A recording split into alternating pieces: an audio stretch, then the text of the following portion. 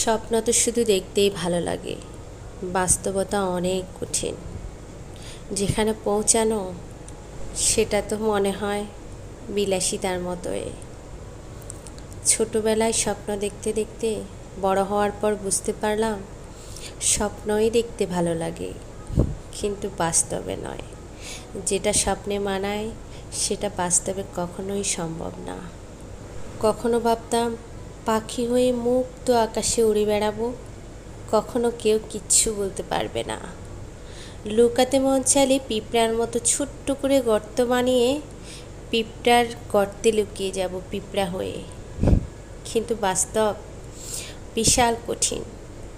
আমি দেখতে পাই ঝড়েও পাখির বাসা ভেঙে চুরমার হয়ে যায়, পাখিগুলো অনেক দুঃখ পায়। আবার পিঁপড়াকে দেখেছি তাদেরকে মানুষ পা দিয়ে পিষে পিষে মেরে ফেলে। যেটা স্বপ্ন, বাস্তবে সেটা সত্যিই অনেক কঠিন। কিছু মানুষকে এত ভালোবাসা দিব যে তাদের মনের ভেতরে কখনো হিংসা জিনিসটাই থাকবে না আর।